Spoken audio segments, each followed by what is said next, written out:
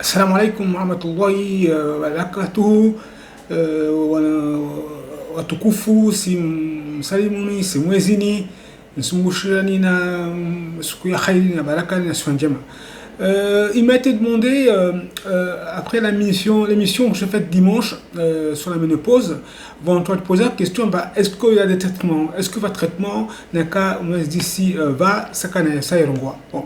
Alors, effectivement, j'ai évité mon hongrois volontairement parce que dans les années, c'est le médecin, et le malade, et le pain. C'est pas malade, hein, c'est naturel, la ménopause. Hein, c'est comme ça.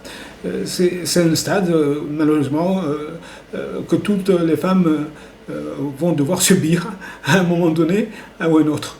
Donc, ça kann ja soudi parce que bon, je pense que c'est une prise en charge qui nécessite un lien très étroit entre comme on est en ménopause na au médecin. Donc, avec une confiance absolue parce que c'est pas quelque chose de banal. Bon, effectivement, nous avons question combiné les signes les signes de la ménopause. Je vous ai dit d'ici, c'est il y a les troubles de l'humeur. Hein, la dépression, hein, la prise de poids, hein, les problèmes vasculaires, hein, donc l'hypertension artérielle, hein, donc les problèmes lipidiques, hein, c'est-à-dire donc tout ce qui est hypercholestérol, hypercholestérolémie, donc le dépôt de graisse au niveau des parois des vaisseaux, ce qu'on appelle l'athérosclérose, d'ailleurs qui est à l'origine de l'hypertension artérielle comme un animal les agneaux. Après, il y a des choses disons, génitales telles que la sécheresse vaginale, donc qui peut être source. Une sécheresse vaginale, donc on peut avoir ce qu'on appelle des dyspareunies, douleur, quand on a un rapport sexuel. Et puis, vaste problème urinaire, c'est que on a souvent envie d'aller faire pipi, soit parce que il y a va infection urinaire ou va tout nguina. C'est le médecin qui va faire son examen attaché à ton l'îlot exactement. Bon, mais na cas de sinusanique. Bouffée de chaleur, sécheresse vaginale, dépression, insomnie, céphalée, maux de tête. Effectivement, qu'on peut traiter. Donc, le traitement, c'est quoi? C'est de donner donc, à l'organisme ce qui lui manque. Hein? Et j'ai bien expliqué à ma vidéo dimanche en banné la ménopause. Au cours de cette période-là, les ovaires donc ne vont plus fabriquer des hormones comme les mamas, c'est-à-dire l'œstrogène et la progestérone. Pour simplifier. Et donc, il faut donner ces hormones-là pour compenser. Il se jouait comme année, on donne un traitement à base d'œstrogène, mais sachez que il faut déjà, avant d'entreprendre un traitement comme celui-là, la patiente n'a pas de risque. Soit cardiovasculaire, les attentions, ou infarctus,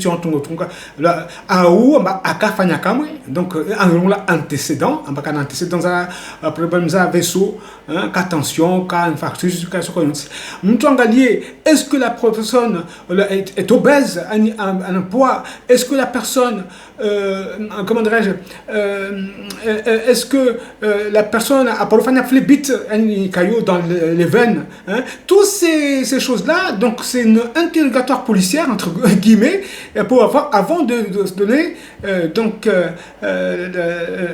la décision de nous prescrire traitement substitutif. On parle de traitement substitutif parce que on substitue, on donne une organisme donc par exemple l'œstrogène. Alors généralement l'œstrogène ça peut exister soit sous forme comprimée, soit sous forme de gel, soit sous forme de patch, tout dépend de à se supporter. Donc et puis œstrogène. Donc le risque, il y a cancer, notamment cancer au niveau donc utérus, au cancer de sein, si cherche. Donc, risque, ça va vous. Donc, ça veut dire que les médecin c'est contre-indiqué. La contre-indication, il y a un traitement. Donc sinon, à ce cas on donne l'œstrogène, donc il y a une forme de toute hein, mais ça veut dire que on doit être suivi régulièrement. Tous les ans, il faut mettre à onner, en gagner un problème, hein, à signaler un tongo, hein. Faut que ce soit un traitement substitutif ou 15 ans comme ça. Non, il faut que le médecin te suive une fois par an au minimum. Hein. Mais bon, et pour limiter ici, la survenue d'un cancer nasopia, on associe un petit peu, hein, donc une petite dose de progestérone. D'accord? Bon, le progestérone, en tout, c'est un cas que ce soit un gaz œstrogène parce qu'il y a des contre-indications. Maintenant, on a attention, maintenant, on va profiter plus vite. Maintenant, on peut faire AVC, donc on préfère plutôt engager progestérone, hein? Donc au lieu de engager œstrogène. Mais ce qui est bien, c'est quand donc l'œstrogène avec une petite dose de progestérone pour justement éviter ces complications. Hein? Et puis, c'est pas tout. Il faut s'entretenir, il faut entretenir son corps. Donc, il faut faire de l'activité physique. J'ai bien dit activité physique. J'ai pas dit de sport. Activité physique. Hein? C'est très important. Donc, il faut marcher. Il faut faire une marche d'une trentaine de minutes par jour. C'est pas mal. Hein, c'est très bien. Ça veut dire que ça va, comment dirais-je, ça va favoriser, hein, donc le retour veineux, donc hein, et même ça va renforcer la fixation à calcium, donc ça va renforcer donc les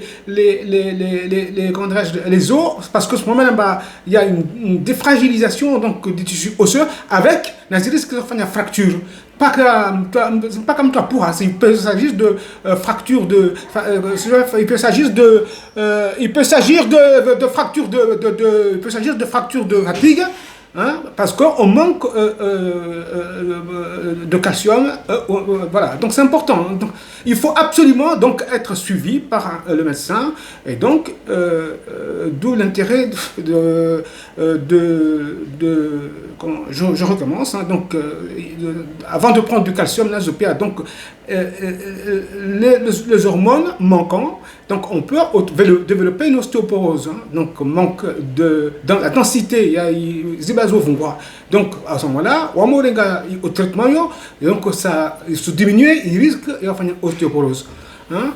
Et puis, donc l'activité physique, je dis, hein? Et puis, toi, quand hygiène de vie, hein? Toi, les fêtes, les légumes, les excitants, les café, voilà, et tout ça. Hein? Après, bon, je vais toi, c'est bien. Si vous faites chaleur, par exemple, il sécheresse tout simplement au niveau du vagin. Donc, dans ce cas-là, on peut prescrire des capsules, hein, toujours oestrogénisées, hein, donc des capsules à bandation belly, d'ici pour lubrifier, mais d'ici l'appareil génital féminin pour pas même temps bien dans un rapport sexuel voilà. Donc voilà, donc c'est un petit peu ce que je voulais dire pour compléter le sujet à dimanche dernier. Mais dame Jamba, une femme ménopausée, ça ne veut pas dire non, il faut un suivi, hein, par son médecin traitant, parce que c'est pas parce qu'on est ménopausée qu'il faut faire un cancer et utérus, il faut faire un cancer et abélé. Non, tous les risques sont là. Voilà. Après, on dit ce traitement, comme le jour où je peux substituer, il manque, je n'ai jamais favoriser la survenue d'un cancer, de cancer. Hein? N'a qu'à du utérus, n'a qu'à du n'a qu'à du cerveau pour tout ce qui est progestérone. Mais d'ici, donc, ça veut dire qu'il faut qu'on soit surveillé comme du lait sur le feu. Voilà, donc j'espère avoir répondu à la personne qui a posé la question. Et je vous dis donc à une autre fois. Bonne journée.